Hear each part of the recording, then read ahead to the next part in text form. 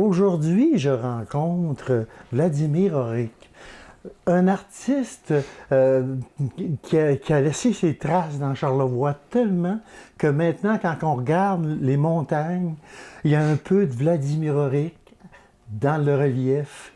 Parce que tu as inspiré, quand on voit un de tes œuvres, j'ai un exemple, on voit tout de suite Charlevoix, on voit tout de suite, en fin de compte, Vladimir Auric. Je pense que tu es en tout cas difficilement imitable parce que ton œuvre est vraiment imprégnée de notre région. Donc, même si tu n'es pas né dans Charlevoix, tu es à part entière un Charlevoisien. Je crois que dans ton ADN, maintenant, il y a beaucoup de Charlevoix parce que tu aimes cette région-là, elle doit être gravée dans ton cœur. Et on va un peu visiter Vladimir Auric, ses origines et le pourquoi il est installé dans Charlevoix et pourquoi il a choisi cette région-là parmi plein d'autres dans le monde, parce que je pense que tu es un artiste de talent. Donc, premièrement, tu es né à quel endroit et parle-nous de tes parents. Ben, moi, je suis né en Alberta, à Edmonton. OK. Je suis première génération des Auric au Canada. Oui. Mon père est venu ici, pas comme immigrant, il est venu comme touriste. OK. Il avait 18 ans, puis il avait un peu d'argent dans ses poches, puis en m'informant, je me suis rendu compte qu'il y avait un chemin de fer qui traversait le Canada, OK. mais ce n'était pas peuplé. Ça prenait un peuple qui était capable de survivre l'hiver. OK. Donc les Italiens, ça ne marchait pas, les Portugais, ça ne marchait pas. Alors, les Ukrainiens savaient comment survivre en hiver. OK. Et le Canada a fait des affiches très alléchantes, des beaux petits bungalows, des clôtures blanches avec des fleurs entrelardées. Mon père a tout expliqué ça. Il dit, c'était tellement beau, je voulais voir. Donc, ton père aussi aimait la beauté des paysages. Oui, oui, absolument. Le seul gaffe qu'il a fait, il est venu en 1928, le crash, il est arrivé, puis le crash a suivi tout de suite après. OK. Le crash boursière. C'est ce qu'il faisait pour gagner sa vie. Bon, il venait de l'Ukraine, on sait que... Ben là, il était mal pris avec le crash. Là, il fallait qu'il travaille. OK. Il a trouvé un emploi à Saskatchewan sur une ferme, logé nourri pour 5 par mois. C'était la norme en 1928. On n'allait pas loin avec 55 Non. Mais c'est là-bas qui était... parce que tu dis qu'il est venu en tourisme, mais donc, il restait dans un pays de l'Est. C'était-tu communiste, à l'époque? Il était sur la frontière. OK. Et la frontière, chaque fois qu'il changeait de ZAR, il changeait de la frontière 20 km. Alors, il était dans 3 pays selon l'humour du jour. OK. Oui. Donc, puis son pays d'enfance, est-ce que tu l'as déjà visité? Est-ce que tu peux nous en Non, parler? j'ai voulu aller. Ben, j'étais militaire 9 ans. OK. Puis à un moment donné, j'ai dit, bon, c'est le temps d'aller voir le pays, de la parenté là-bas. OK. J'avais 40 jours de vacances, puis je m'en allais, puis le commandant m'a appelé. C'était dans les années 50. Il dit, Vladimir, je ne peux pas t'empêcher d'aller, c'est ton droit le plus strict. Mais il dit, pas sûr que tu vas revenir. Je dis,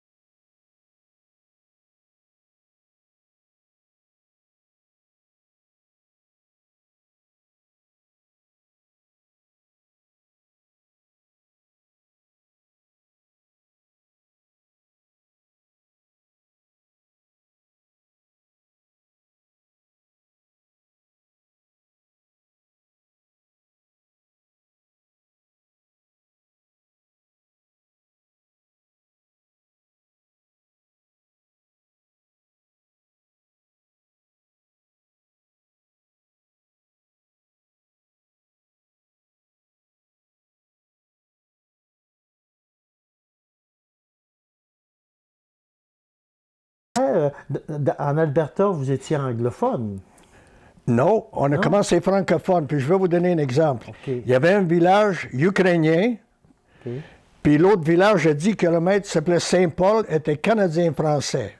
Et au début, les gens parlaient moitié français, moitié ukrainien, parce que l'anglais, personne ne le connaissait encore. OK.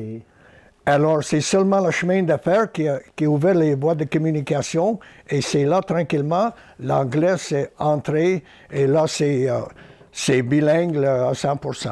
OK. J'ai même ma femme qui ne croyait pas trop, je l'ai amenée à visiter le village, Saint-Paul, puis on était dans un café, puis le monde, ils ont vite compris c'était quoi, puis on dit « mon truck ». Puis l'autre a dit « wow, wow, wow, c'est pas ton truck, c'est ton camion ». Il voulait bien montrer que le français il connaissait ça. OK. C'est toujours comme ça. C'était quoi ton enfance là-bas? Premièrement, le paysage, c'était quoi? C'est pauvre. C'était pauvre. Il n'y a pas de loisirs, c'est pauvre. Mais ton père, il travaillait dans une ferme au début? Il a fondé une famille comment? Mes parents sont séparés quand j'avais 6 mois. Okay. Alors, j'ai toujours vécu à gauche, puis à droite, puis au nord, puis au sud. Mais j'étais chanceux, j'étais toujours entouré d'amour. Je ne me suis jamais fait battu, maltraité, jamais, jamais. Alors, l'ange gardien, puis il m'a pris en pitié, puis j'ai vécu un peu partout à cause de ça. Donc, tu vivais pas avec tes parents? Tu étais en famille comme... J'étais avec ma mère, mon père, puis il m'a envoyé à la ferme aussi. Alors, je faisais la ville, la ferme, la ville, la ferme. OK, ça a fait quelqu'un qui... Oui, puis franchement, faisait la ferme, la ville. OK. Est-ce que tu peux dire que tu as eu une enfance heureuse malgré tout? Pas vraiment, pas vraiment. Il me manquait... j'ai jamais eu une jeunesse normale. OK. Même à l'école, c'était... on était pauvres, on n'avait pas on n'avait pas des maisons normaux, quoi. OK.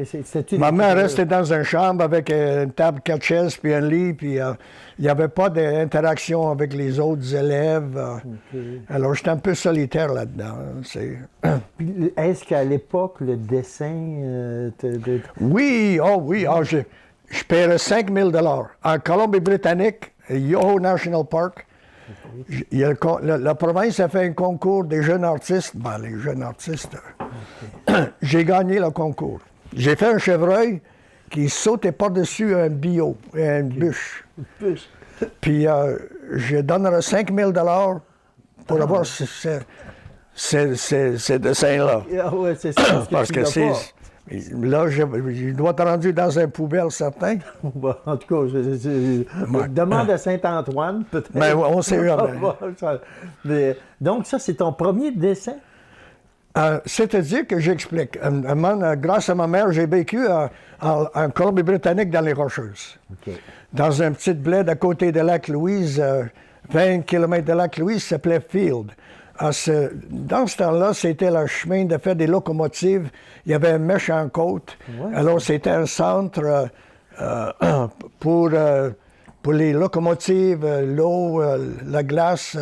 Le tourisme était très, très développé.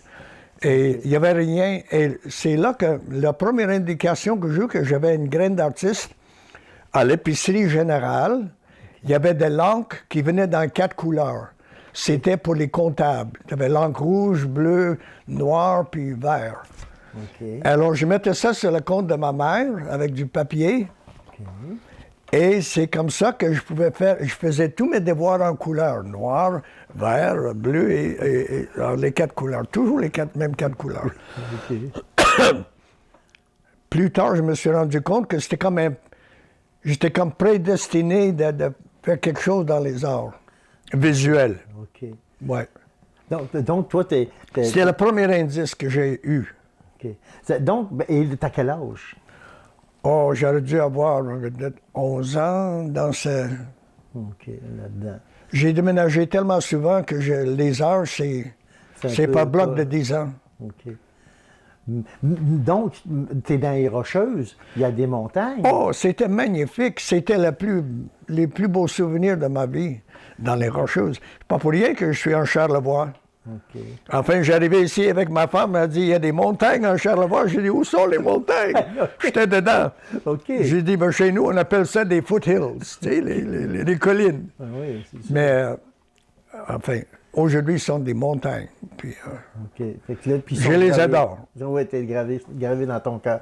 Fait que donc, toi, ta jeunesse, là, tu apprends que tu es capable de faire du dessin, que tu aimes ça, que ça fait partie de tes passions. Mais tu te destines à l'école, est-ce que tu es à l'école et tu destines à quoi comme profession? C'est quoi tes études? Et c'est quoi ton parcours? oui. Bon, bref, de là, à 17 ans, j'entrais dans l'armée. Il fallait que je sorte de mon milieu, OK. mais la famille n'était pas fortunée, les études étaient finies. J'entrais dans l'armée à 17 ans. OK. Et une fois l'entraînement fini, j'étais parent, je faisais tous mes rapports avec des dessins. Au lieu de faire seulement un rapport écrit, je faisais des dessins. OK. Excusez-moi. Pas de problème, mon ami. On coupera au montage. Moi, je vais me faire penser, je vais fermer mon téléphone. Oui, René, je suis en interview présentement. Est-ce que quand tu seras libéré, peux-tu venir faire un tour ici? Oui, après. OK. Au revoir. Salut. Bon, c'est le Bon. fun quand c'est un micro, pas de cravate. Bon, non, un micro, pas de fil. Bon, fait que là, moi, j'ai fermé mon téléphone aussi. On continue. Là, donc, toi, dans ta jeunesse, quand tu dis que tu as fini l'école, c'était un cours général, tu n'avais pas de spécialité, c'était... Non, je n'avais pas. Et dans l'armée, ben, finalement, bref, j'arrivais à Valcartier, OK. anglophone. Otto a envoyé 5 anglophones pour fournir des communications à Valcartier, qui était complètement français. Donc, toi, quand tu rentres dans l'armée, tu arrives au Québec. Non, j'étais dans l'Ouest canadien, j'étais à Calgary, Edmonton. OK. C'est-à-dire que quand j'ai entré dans l'armée, j'ai entré dans l'infanterie airborne. OK. Et à un moment donné, je me suis rendu compte que la longueur de vie était assez limitée. Et avec les parachutes et avec le reste. Alors, j'ai commencé en 56. 56. La guerre mondiale était terminée. Bon, non, c'était après la guerre de Corée. OK. Alors, pour ça, j'étais chanceux, la guerre était finie. OK.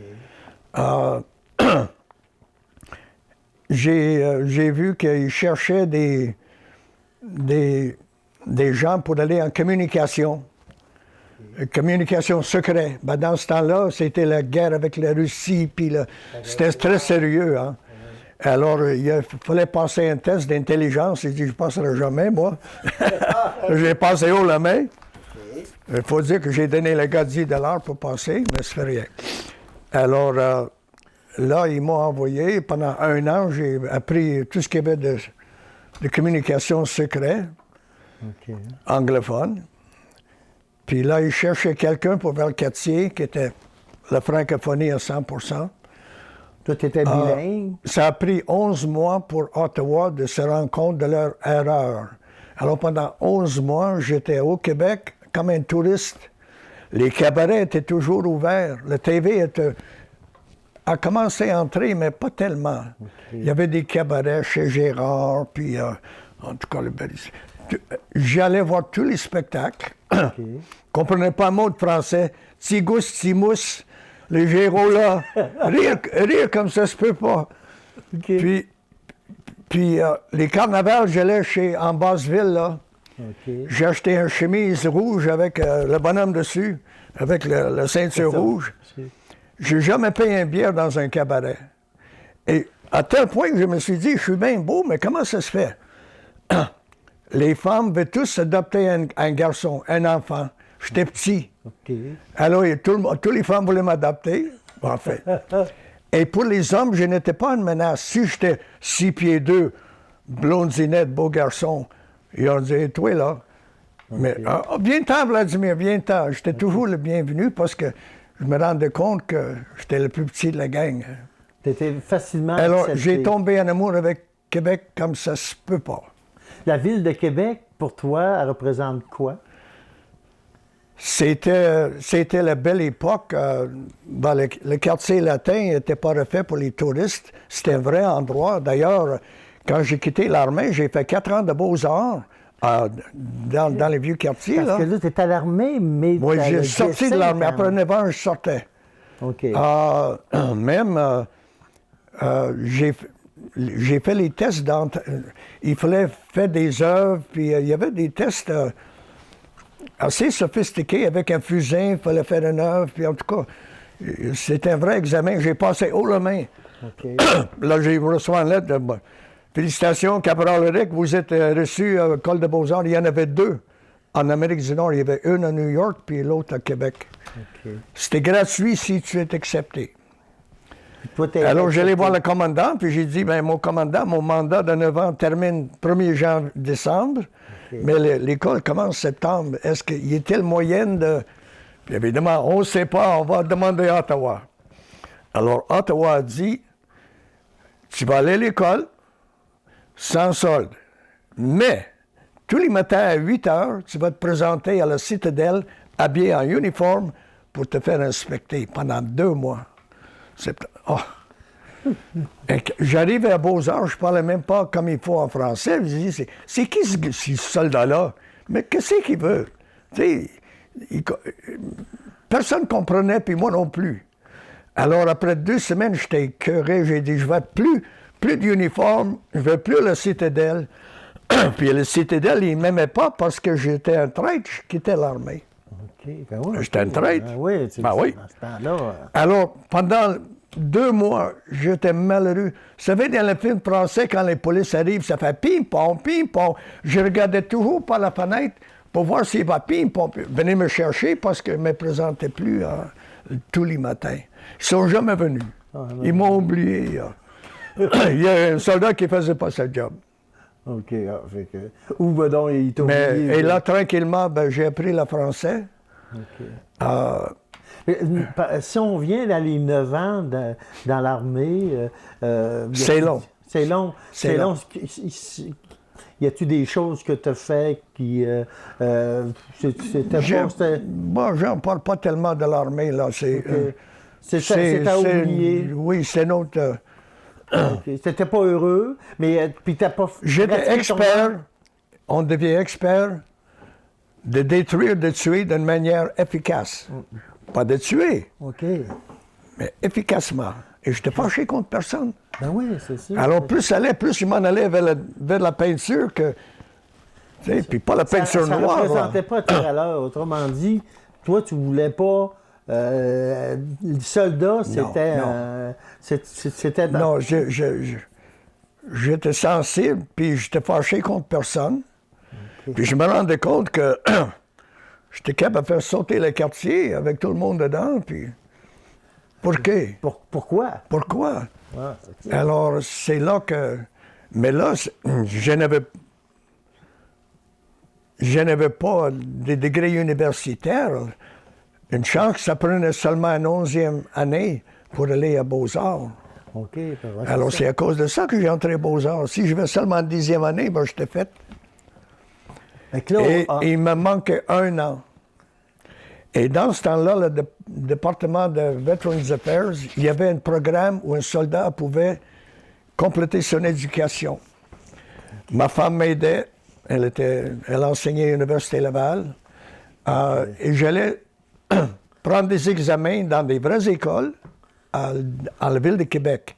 Okay. Je passais pour passer, ça prenait 60%. Je passais avec 61, 62. Les profs, ils ont compris. Ils veulent ce gars-là. Okay.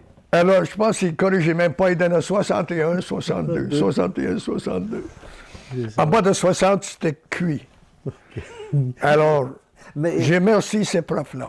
Mais toi, tu es quelqu'un d'aimable. Puis quand on te rencontre, là, possiblement que les gens s'attachaient parce que tu es quelqu'un d'attachant. Moi, à toute fois que je te rencontre, tu es quelqu'un qui quand on rencontre, là, si t'es pas n'importe qui, t'es quelqu'un, autrement dit, chaleureux, que je trouve, en tout cas, personnellement.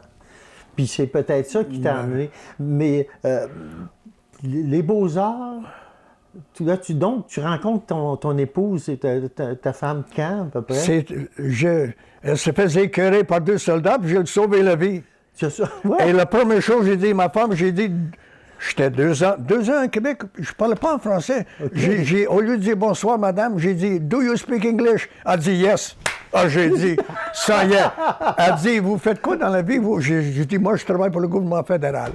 J'ai jamais dit soldat. Okay. Elle aurait parti comme une balle. Okay. Alors, c'est comme ça qu'on s'est rencontrés, puis tranquillement, à Québec, ça? Oui, à Québec. C'est une Québécoise? Oui, une Québécoise, de très bonne famille. Son père était médecin. Okay. C'est lui qui a fondé la SSQ, la compagnie d'assurance. Il était président de la Saint-Jean-Baptiste. Okay. Son nom? Bref, j'ai allé demander la main de sa fille. Il ne voulait rien savoir de moi, comme patient, dans son bureau. Alors, j'arrive là, j'ai dit, en anglais, j'ai dit, je suis là pour demander la main de votre fille en mariage. Ah, si, moi. J'aurais aimé mieux traverser le fleuve nu-fesse que ça, c'était pire que la guerre. Je me sentais mal. Il était très gentil. Okay. D'abord, il m'a dit que mais c'est quoi il avait rien tiré des soldats, puis des fédérales, puis tout ça. Son nom, c'est qui déjà? C'est Dr. Jacques Tremblay. C'est lui qui a fondé la SSQ. Okay. C'était une compagnie d'assurance. Il vient de changer le nom. C'est un homme altruiste qui voulait faire des soins médicaux à bon prix pour le peuple. Okay. Oui, alors, il était correct dans ce domaine-là. Très, très correct. Fait qu'il accepte quand même de laisser sa fille soldat. Puis, oui, là, à la fin, il m'a descendu. J'ai dit, ça y est, c'est à l'eau. Parce qu'il fallait avoir la permission. Mais il dit, mais ma fille vous aime, donc il doit, quelque part en vous, il doit y avoir quelque chose, je ne sais pas où, là, de correct. OK. C'est sa maman. Il faut que je te conte ça vite. OK. Elle dit, elle voyage, j'étais toujours parti en Europe. Elle dit, je ne sais pas si je voudrais que ma fille marie un militaire parce que j'ai une copine en France, puis elle se plaint, elle déménage très souvent. Okay. Je dis, comment très souvent? Elle dit, ouais, 2-3 mois. Je dis, mon Dieu, j'ai dit, ça se peut pas. J'ai dit, il a quel grade? Lui, c'était un colonel. Un colonel, en tout cas, haut placé. Elle dit, vous, Vladimir, vous êtes quoi? Elle dit, vous êtes comme... Oh, je dis, je suis pas tout à fait un colonel. Elle dit, vous êtes comme un major? J'ai dit, pas tout à fait. Elle dit, vous êtes comme un capitaine? J'ai dit, pas tout à fait. Elle dit, vous êtes comme un lieutenant? J'ai dit, pas tout à fait. Mais elle dit, qu'est-ce qu'il y a après ça? Oh! Okay. J'étais rouge comme une tomate. Okay. Ah, j'ai pas aimé ça. Mais c'était pas évident. Mais l'amour, ça fait... Ah, l'amour, ça fait tout. Hein? Okay. Ça fait tout, oui. Donc, tu es aux Beaux-Arts, tu apprends avec qui, avec quel professeur? Est-ce que tu peux nous parler de tes cours? On s'est fini par former une famille. OK, oui. Puis, un peu par hasard, il y avait quelqu'un que je connaissais, il dit, Vladimir, il dit, j'ai jamais fait un tableau à Beaux-Arts. Je m'en allais en art graphique, je pensais illustrer des livres, la publicité, peu importe. Mais j'ai jamais fait un tableau. Puis il y avait un monsieur qui a dit qu'il va donner 6 $ pour chaque tableau, chaque petit tableau que tu me fournis. Ah, c'est bon. J'étais marié, hein, j'étais tanné de manger des hot dogs. Okay. J'ai accepté tout de suite. Puis ça allait bien. Puis à un moment donné, à 6 $, je ne fournissais pas. 7 $, qu'est-ce à un moment donné, j'étais chanceux. Tu sais, la chance. Okay. Il y avait l'encadrement Sainte-Anne à Québec. Un monsieur Poirier qui était un homme d'affaires. Il avait une mauvaise réputation de fourrer les artistes, puis de ne pas payer cher, puis il savait qu'il était coincé, puis au lieu de donner un 10, il donnait un 2. Okay. Alors, moi, vieux militaire, j'avais accumulé mes tableaux, puis j'allais le voir. Mais là, j'étais prêt à me battre. Hein, parce que je savais que c'était un macro. OK. Ah, il dit, montre-moi ce que vous faites. Bon, j'ai étalé ça dans son bureau. Ah, il dit, j'aime bien ça. Il dit, combien voulez-vous pour tout ça? Au lieu de me marchander, il dit, combien voulez-vous? Mais j'ai fait un prix dérisoire parce que peut-être c'était calculé de son part, je ne saurais jamais. OK. Mais il a acheté mes tableaux jusqu'à la fin de Beaux-Arts. Mais c'est quoi? As-tu un style? Là? C'est-tu ton... Ben, dans ce temps-là, je faisais des tableaux pour manger. Je faisais tout, sauf le Château Frontenac, je n'étais pas capable. Le Château Frontenac était fait peut-être 10 millions de fois, mais je n'étais pas capable. Mais c'est... C'est quoi? C'est des maisons, déjà? C'était toujours figuratif. Figuratif. OK. Puis, on voit que les gens, il y avait une espèce d'attachement, ils se trouvaient souvent dedans.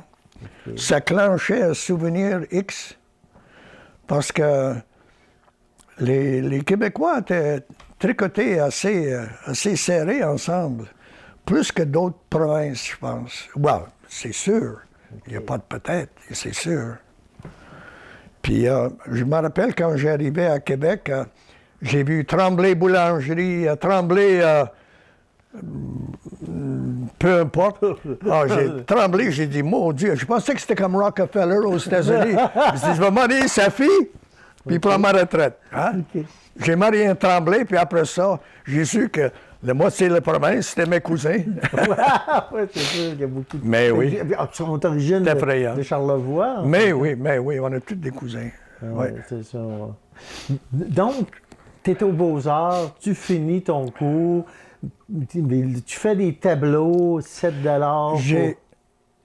J'ai commencé à travailler dans une agence de publicité, Cossette et Associés. OK, oui, OK. C'était mon beau-frère.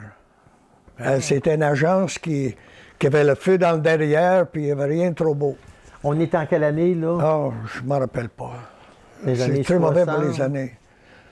Ben, des années 60. Ouais, on est rendu dans les années 60. Après 65, par là. OK. Oui. OK. Puis là, je me rendais compte que je faisais des annonces pour l'huile à chauffage, puis des bonnets longs. OK.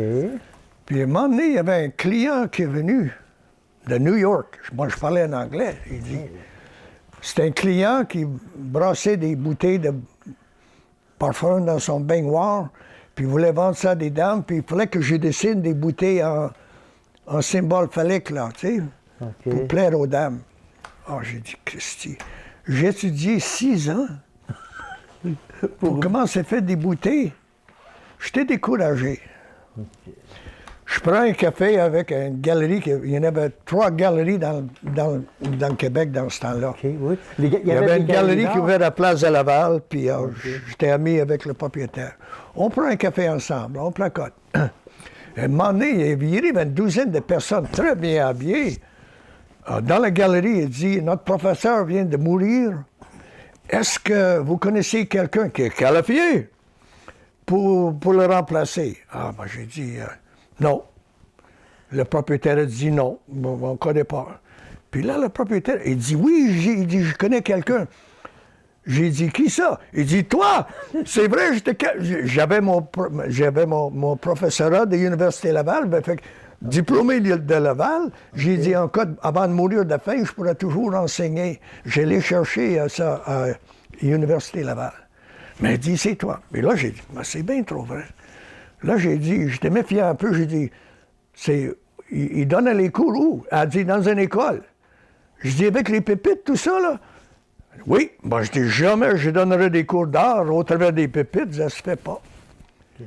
Puis là, le propriétaire a dit, Vladimir, si tu payes les rideaux pour cacher le devant, Place de Laval, OK, plaisant. il dit, je vous offre ma galerie gratuite pour donner des cours.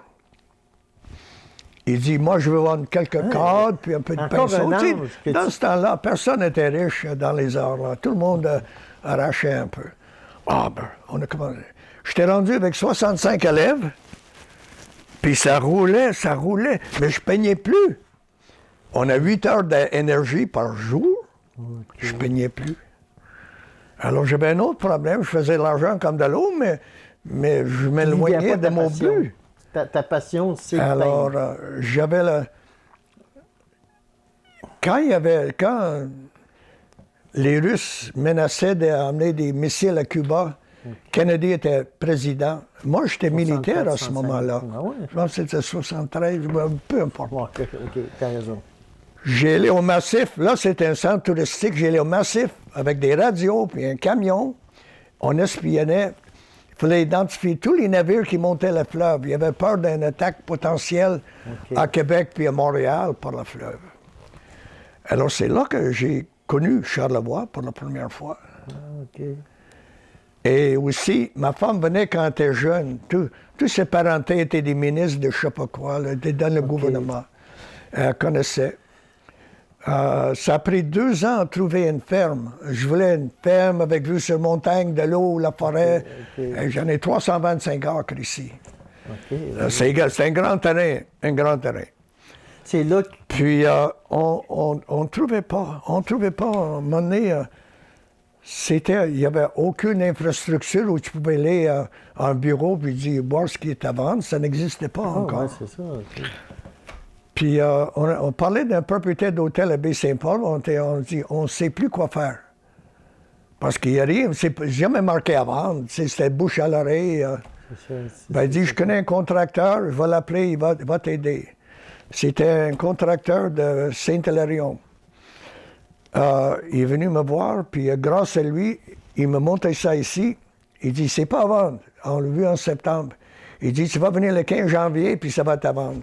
C'est un homme d'affaires qui a acheté ça pour faire l'élevage de bœufs de Calgary. Mais il n'a pas calculé la neige, ça ne marche pas. Et là, ça prenait des raquettes pour chaque vache. 4 raquettes par vache, tu n'arrives pas. Non, T'arrives pas. c'est sûr. Alors, j'arrivais effectivement le 15 janvier OK. pour dire... Puis là, il y a une source d'eau qui ne gelait pas. Il y avait une vache noyée, puis il a essayé de la sortir avec un skidoo, puis il était mal pris. J'ai dit, bon, monsieur, je suis là pour acheter votre ferme. Ouais. J'ai dit, pas grave. J'ai dit, je fais rien, je suis là pour acheter votre ferme pareil.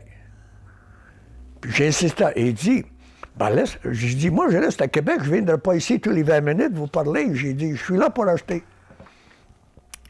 Ben, il dit, laisse-moi au moins penser. Ben, je dis, ça, c'est correct. En retournant chez nous, le téléphone sonnait, puis c'était lui, il dit, je suis à vendre. OK. C'est comme ça qu'on a acheté ça ici. Ouais.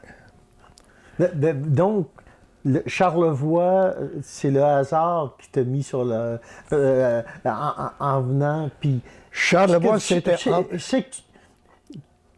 Comment tu peux caractériser notre région et pourquoi tu es tant attaché à elle? Dans le temps, le gouvernement, il fallait qu'il décide est-ce que Charlevoix va être industriel ou est-ce que Charlevoix va être touristique. Ils ont arrivé à des conclusions que ça va être touristique. Regarde, ils ont bâti les marinas à Pointe-au-Pic, la marina à Île-aux-Coudes. C'était une cochonnerie, là. Okay. Il y avait une barque en contreplaqué à Île-aux-Coudes, puis je pense qu'il y en avait la même chose. Il y avait l'infrastructure, mais il y avait personne encore pour venir habiter tout ça. Alors, c'était maigre au début. C'était maigre, très maigre. Mais toi, quand tu décides de t'installer ici, c'est pour vivre ton art ou simplement pour... J'ai calculé, on calcule, j'ai dit ça va prendre 10 ans pour savoir si je suis un vrai artiste ou pas. Okay. En ville, je ne pouvais pas, c'était trop cher. Ici, ça me coûte, une fois la ferme payée, j'avais une belle maison que j'ai vendue à Québec pour acheter la ferme ici. Okay. J'ai dit, dans 10 ans, je veux savoir si je suis un vrai ou pas. Calcul intellectuel. Et ça coûte 20 pièces par mois, on avait les moyens. Je veux dire, le studio ici, là, il y avait une grange qui tombait. C'est tout fait en bois du studio. Je vais vous montrer la photo. OK. C'était...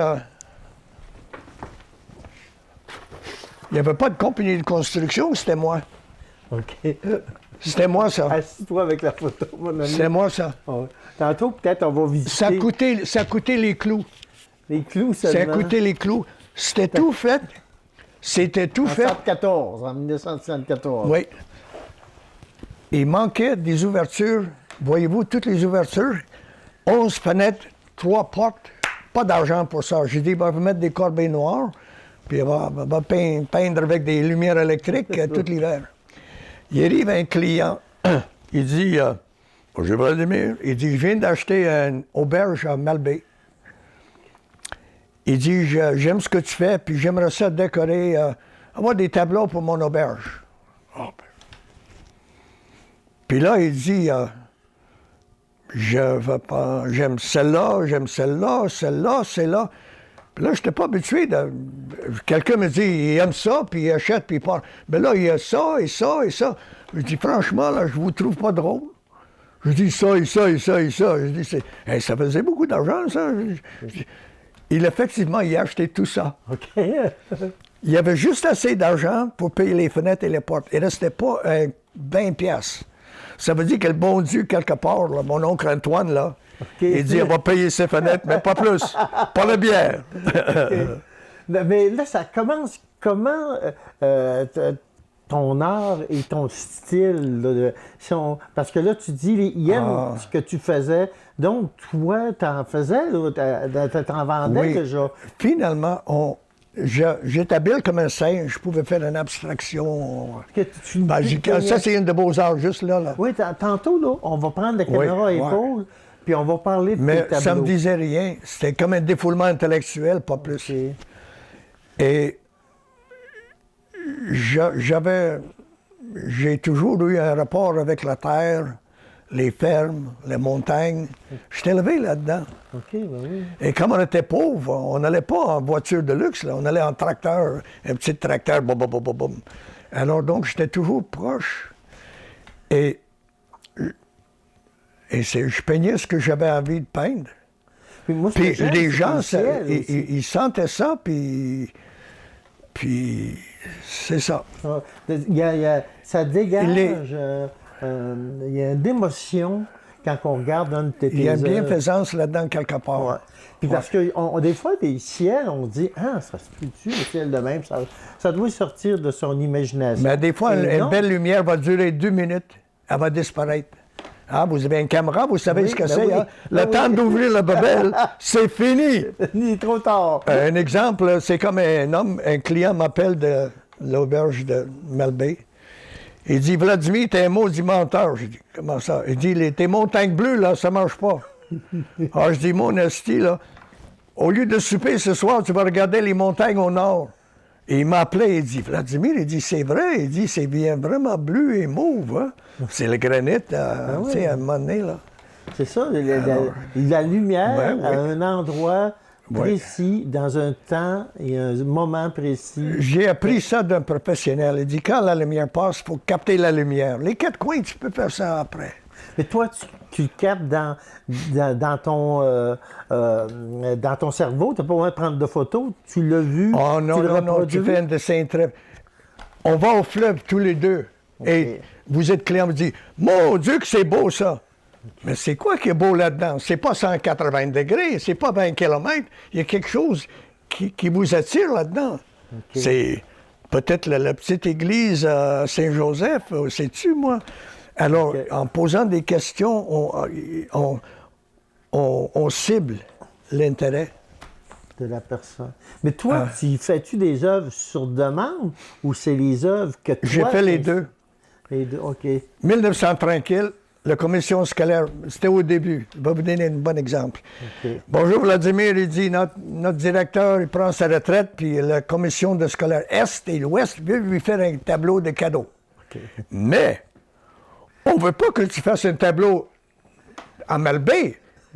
Puis, il ne faut pas que tu fasses un tableau c'est la chicane des paroles. OK.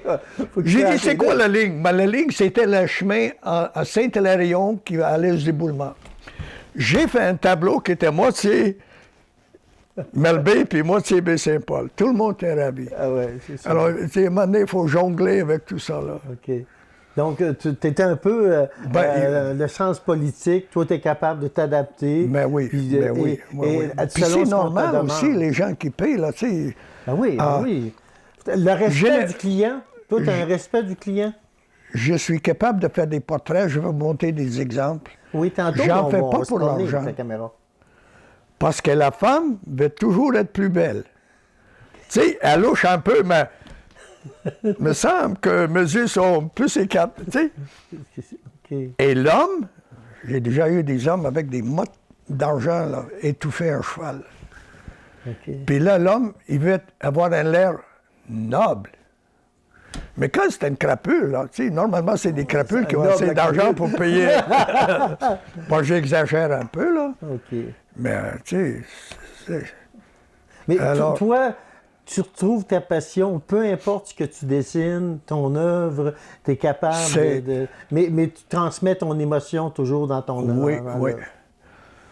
Parce qu'on... Oui, je vais vous donner un exemple. J'ai vu, il y avait un 10-12 qui est apparu à un moment donné.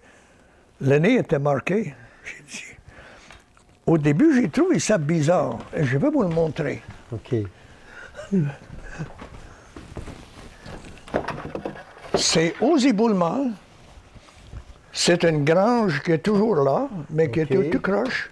C'est juste une grange. OK. Montre-moi là un peu la caméra. Mais la quantité de gens OK. qui veulent acheter ça, c'est incroyable. Oui, Et c'est- personnellement, je trouve qu'il y a un certain... Il y a peut-être un intérêt architectural des anciennes granges, mais pas plus que ça. OK. Et ça reste toujours un peu un mystère. Qu'est-ce qui attire les gens à ce point-là? OK. Tu sais, Il y a, ça reste il y a une toujours- émotion. Tu sais, c'est- Dans la moi, ligne parfaite, il n'y a pas Même je d'émotion. te supplie que j'ai fait ça. C'était une coupe de grange, point la ligne. Tu sais. Ça, c'était une même journée gris. Oui, c'est ça. Oui. Toi, Alors, tu prends la c'est- journée que tu as. Là. Ben ouais. Tu es comme un photographe. Tu prends ça Puis, comme tu as vu. Les gens qui. La réaction de ça, là, c'est. Ça veut dire que ça reste toujours un mystère. Hein? Donc, toi, on peut dire que, quand tu disais à l'époque les artistes, toi, tu as bien gagné ta vie avec ta peinture. Si, Si tu as, ça a été, t'as bien gagné ta vie, parce que c'est oui, mais au début, c'est les premiers 8 ans qui sont les pires. OK. Oui. Parce que tu fais des expositions de groupe, puis tu vends juste assez pour pas mourir de faim, puis de continuer. Moi, ce qui m'a donné un grand coup de pouce pour le Canada, c'était une compagnie qui s'appelle Multi-Art. Ça commençait de Montréal. OK. Ils m'ont mis dans toutes les provinces, puis je faisais des expositions à Vancouver, puis à Halifax, en veux-tu, en voilà. Ils m'ont pris en main. C'était une exposition de groupe qu'on faisait à Québec. OK. Puis ils sont venus et ils ont dit, 2 hommes bien habillés, ils disent, bonjour Vladimir, on aimerait ça vous représenter. Ah oui. Ils achetaient tout au début. Mon Dieu. Alors, j'ai dit, bon, on se fait rendez-vous le lendemain matin pour un café. Puis, j'ai dit, est-ce que je peux voir votre contrat? Ben, il dit, quel contrat? Il dit, on se serre la main. Ou bien ça fonctionne, ou bien ça fonctionne pas. Parce qu'eux aussi, ils prenaient une chance. Oui. Ils achetaient avant de... Ils achetaient parce qu'ils aimaient ça. Ah ouais. Ben, Il y avait la c'est foi. beau ce que tu fais. Là. Moi, j'ai rarement Mais- vu avec tes tableaux que je peux dire. Ça a que commencé j'aime pas. comme ça. Et plus tard, je n'aimerais pas les artistes, les Multi-Art agrandissaient. Il y avait Tex Lecor, puis en tout cas, Plusieurs autres artistes. oui, il y en avait plusieurs qui fonctionnaient vraiment. Là. On gagnait notre vie avec ça. Puis, avec le temps Multi-Art, ils demandaient à d'autres gens, à d'autres artistes. Puis là, souvent, ils m'appelaient, ils disaient, qu'est-ce que tu penses, Vladimir? Il dit, il achète tout. J'ai dit, oui. Je dis, mais méfie-toi. Ils ne regarderont même pas, ils vont demander la grandeur, ils vont te le payer. Mais il faut que ça se vende. Sur le mur des galeries, il faut que ça se vende. C'est ça. Parce qu'il y en a, à un moment donné, ils faisaient 10 la même chose pour avoir la paix. Alors ça, j'ai dit, tu ne peux pas tricher. Parce que le moment de vérité, c'est quelqu'un qui veut l'acheter, qui veut l'emmener chez lui. OK. Tu sais, c'est quand même un luxe, un tableau, là, quand tu penses, là. l'original? Parce que toi, tu as eu beaucoup de Moi, aujourd'hui, reproductions. des fois, je suis surpris. Je dis, mon Dieu, c'est rendu à 15 000 bah, that's a lot of money. Tu sais, c'est le prix d'une petite voiture. Ben, Non, c'était. oui. C'était, oui. Ah, il n'y en a plus. Ah. Là, on achète la Deux porte là-dedans. avec.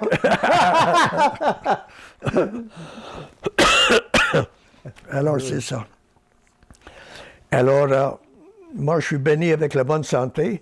Dans ma famille, tout le monde meurt d'ennui. Mon grand-père, il est mort à 97. C'est déjà un beau Il contrat. m'a dit qu'il était tanné d'arpenter les centres d'achat. Puis tout le monde meurt d'ennui. Ma tante Alice vient de mourir, 102 ans.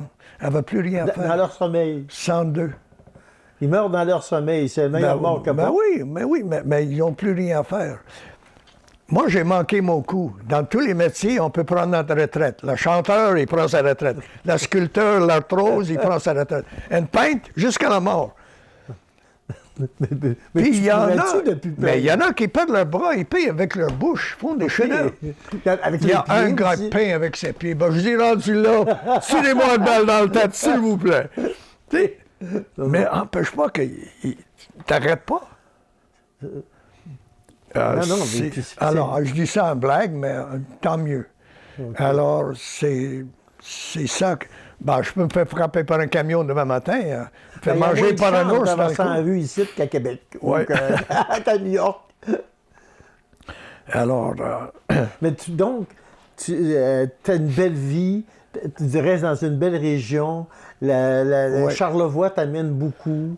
Je vais vous dire les choses. Ici, là, c'était un rang depuis 150 ans, 200 ans. C'était les familles, les petits qui prenaient... C'est fini. Là, mon voisin ici, là, c'est un priorité du RCMP, un chef de Montréal. OK. Juste ici à côté. Il n'y a plus de ferme, en fin de compte. Il n'y a plus de ferme, là. Il n'y a plus de poulet, plus de cochons, plus de... Là, de j'ai bœuf. une tête de bison ici. Il dit, ah! OK. Il dit, c'est notre sigle, une tête de bison. Il dit, sais-tu, Vladimir, à Ottawa, ils n'ont même pas un bison dans le bureau principal. Je dis, ben voyons, non, ça se peut pas.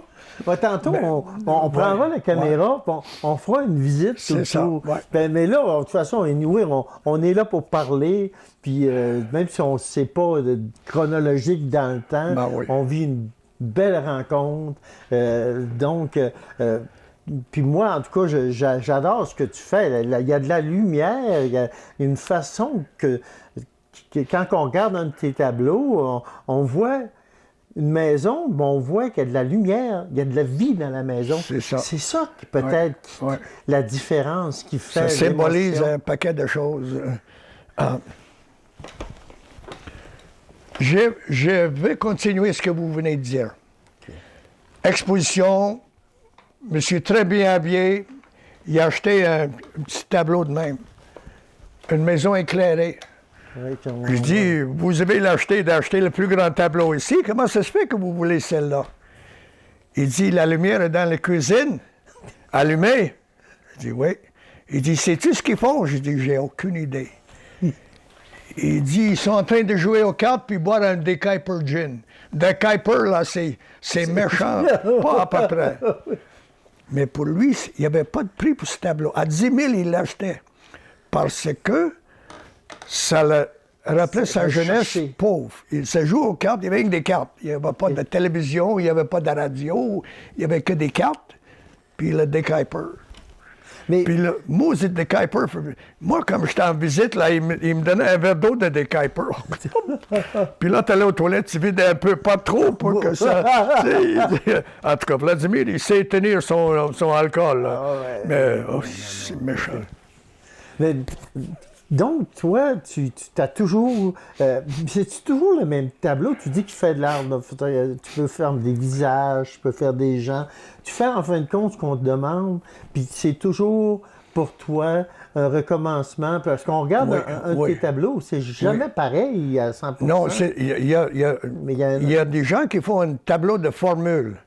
C'est toujours la même chose abstraite, répétée. Là, on nommera Ça pas s'appelle de- un de- peinture à formule que moi, Ok.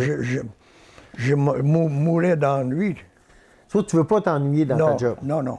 Non, Puis là, on est- est-ce qu'on peut dire une job? C'est plus... Non, il ne faut pas que ça devienne un job. Parce que si ça devient un job, C'est les une gens le passion. sentent tout de suite. Ça sent tout de suite. Je veux dire, ça se voit.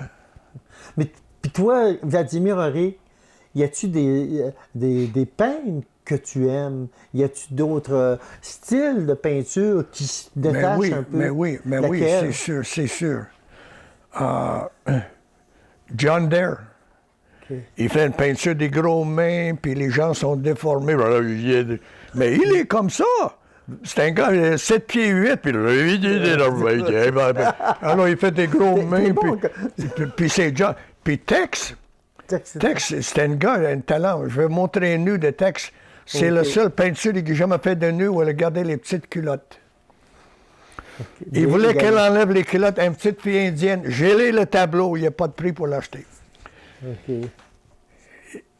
Il a essayé de leur donner l'argent pour qu'elle enlève ses culottes. Elle a dit non. Il se promène toujours avec une caisse de gin, Tex. OK. Boisson? Non. Elle gardait ses culottes. Il fait... Parce que quand elle est nue, c'est un nu, mais elle gardait ses petites culottes. Puis OK. ça, c'était nu à mon goût. Tu sais, ça, c'est... OK. Puis Tex, c'était fou braque. C'était un fou braque. Oh, ça, c'est le coucou de Charlevoix. Ah, Oui, il a dit que tout va bien. Ah ouais. Ah, de toute façon, le temps passe bien en bonne compagnie. Là, on pourrait finir un peu notre première intervention parce que la deuxième, je vais prendre la caméra à épaule, puis on ira parler de tes œuvres, pourquoi tu as fait ça de telle façon, puis je vais te suivre à la caméra, puis on va être un petit peu plus libre, mais pour finir, en fin de compte, tu vis ta passion, Charlevoix, tu vas rester ici Jusqu'à la mort. jusqu'à la mort. Il reste plus de place à aller. J'ai fait au-dessus de 60 pays. OK. Oui, tu as fait 60. des voyages. T'as fait des voyages. J'ai la preuve de ça. Et je n'ai jamais trouvé une place, même ici au Québec, là, je ne vivrai pas à Montréal, c'est pas vivable. OK, ben, À Québec, c'est l'heure de pointe. le vieux Québec, mais le vieux Québec, c'est... Ah, oublie ça, là. Même pas. Ils ont mis le vrai monde dehors avec les cordes à linge qui se croisaient, c'est rien que pour OK. les touristes. Ah, ouais, C'est du bidon, c'est du bidon. c'est pas la ville que quand que tu as... Alors ici, un Charlevoix a une qualité d'environnement. D'ailleurs, les gens commencent à se rendre compte. Ben, regarde Club Med, puis il y a des projets, il y a des centaines de maisons là, des centaines... Ça s'en vient... Mais il ne faut écoute, pas dénaturer Charlevoix. dans faut le pas temps, pas loin, OK. il y avait le rang... Là, on appelle ça la rang Giguère. Mais le vrai nom de ces rangs, c'est Chiguère. Ben oui. Parce que c'était tellement pauvre que les gens chient à guerre. OK. Au-dessus de Saint-Urbain. Le rang Pissec. Je dis, c'est pas un nom, Ouais, toi. c'est ça. Ouais, il y avait tellement peu de Cobain. foin, c'était sur la pente, que les pieds étaient Pissec. OK, puis c'est... ouais, Et je c'est peux ça. continuer comme ça. Ou je puis Alors, lâche. c'était modeste, c'était... Il y a des champs où tu peux même pas les cultiver en tracteur. Ça se faisait à cheval, à Saint-Urbain. Mais avec les tracteurs, ça C'est culbute. ça. Parce que c'est des temps Alors, de c'est misère. une on peut époque... pas dire Alors, que j'ai c'est- connu cette époque-là. OK. Mon voisin, pour aller à Québec, il allait à cheval. Il couchait à Saint-Tite-des-Caps. Et il arrivait à Québec au marché le lendemain. C'était trop loin, tu sais, le cheval, là, ça va pas vite, un cheval. Mais j'ai connu ça, j'étais ici à ce moment-là. La maison, une belle maison aujourd'hui, il y avait 4 pieds d'avoine dans le salon, c'était un entrepôt d'avoine dans le salon. On voyait des pistes de rats qui galaient d'une porte à l'autre. C'est la maison ancestrale de quelle famille, ça, avant que l'homme d'affaires... Il y avait 7 enfants élevés ici. Hein. C'était... C'était des gens pauvres. Dans la chambre de coucher, il y avait des planches qui divisaient, tu sais, un petit carré. OK. Tu avais 2 rangées de planches parce qu'ils couchaient 3 enfants dans chaque. Il y avait seulement 2 chambres à coucher en haut. Alors, ils faisaient des stalls pour coucher les enfants. Mais donc, tu vois, ça vient de chercher, La gardienne, avant que j'arrive, OK. est un alcoolique. A décidé de garder des poules. Au lieu de mettre des poules dans des plein de bâtiments dehors, là, OK. elle a enlevé une porte d'une chambre à coucher, elle a mis la broche, puis elle a gardé ses poules au deuxième. Alors, quand nous sommes arrivés ici, c'était pas le luxe. C'était pas le luxe. OK. C'était pas le luxe. Mais ça venait de chercher parce que c'était une maison Écoute. qui venait d'un milieu pauvre. Puis c'était Oui. une maison qui Puis, venait. Le premier, j'avais le toit de ma cuisine qui coulait. OK. On a fait une corvée pour remplacer la tôle, mettre la tôle. Puis à la fin, j'ai dit, bon, vous dois combien? Ben, il dit, Vladimir, tu ne dois rien. T'es notre voisin. On fait ça. Dans ce temps-là, on faisait des corvées Corvées, oui. pour dépanner le monde. OK. Si tu parles d'un corvée aujourd'hui, quoi? What's that? Comment ça What's paye, that? là? Oui. Oui, je ne connais pas ça. Alors, j'étais chanceux d'avoir connu ça. Pire que ça. Quand j'arrivais ici, j'étais l'espèce de communiste, Vladimir. J'étais le communiste. Ah, OK, les oiseaux, là, s'il vous OK, plaît. c'est pas grave. On fait partie du décor. Voulez-vous danser? Ça fait partie de ton environnement, puis merci. de nous J'étais le accueillir. communiste. OK. Mais t'as jamais été communiste. J'étais le communiste parce que t'es Puis après, j'étais l'espèce de communiste. Après 7 ans, ils ont commencé à m'appeler Vladimir. Je suis devenu un voisin. 7 ans. Le voisin il venait ici, j'ai rénové. Là, il s'assoyait et il dit, tu fais? Ben, personne ne comprenait ce que je fais. Ben, j'ai dit, je fais la peinture. Oui, mais qu'est-ce que tu fais? Je dis, qu'est-ce que tu veux dire? Il dit, qu'est-ce que tu fais pour gagner ta vie? Tout le monde avait peur que j'étais pour voler un job. Parce que dans ce temps-là, tout le monde travaillait pour les timbres pour l'hiver. OK. Quand tu avais tes timbres, tu t'es mis dehors, puis un autre prenait la place. Ça prenait les Ça relais. timbres pour passer l'hiver. C'est comme ça, Charlevoix. Je me rappelle de ça. Ben, j'ai dit, je fais des tableaux. C'est quoi des tableaux? J'ai dit, j'avais un calendrier, je l'ai toujours. L'ange, tu sais, les enfants sur un petit pont, puis l'ange gardienne jeune, là, qui guette les anges. J'ai dit, je fais la peinture comme ça. Ah, ben! Là, ils savaient finalement ce que je faisais. Tu sais, ils ne savaient pas avant. Mais peu importe, tu étais leur voisin, puis ce que tu faisais. Ça l'inquiétait parce que je suis venu voler des jobs. Ça, C'était pauvre, Saint-Hilarion. Ouais, c'est N'oublie vrai. pas que quand Saint-Hilarion était fondé, qu'il cherchait un saint qui a mangé la marde toute sa vie. Ça a l'air que Saint-Hilarion a mangé toute une. Ça a l'air que c'est Saint-Hilarion. OK. Alors, c'était pauvre. Puis ils ont bâti une église de style romaine, là, Ouais. Très bien. Ouais, c'est avec un très des beau sous. village. Personne n'avait de l'argent. Ici, il y avait tellement... Ah! J'ai une ferme forestière, 325 ans. Puis, à un moment donné, j'ai dit à mon voisin, j'ai dit, comment se fait que tu plantes pas un pommier ou un arbre autour de ta maison? Il dit, hein? Il dit, Vladimir, la forêt, c'est l'ennemi. Je dis, pardon? L'ennemi. J'ai pas tout à fait compris ça. J'ai su plus tard que la ferme ici, il y avait un petit terre défriché à 1 000. Madame allait matin et soir traire une vache ou 2 vaches. Mais les vaches étaient de 1 000 parce qu'il y avait de l'herbe à manger. Alors, quand on dit que la forêt, c'était l'ennemi, c'est là que j'ai compris c'est quoi.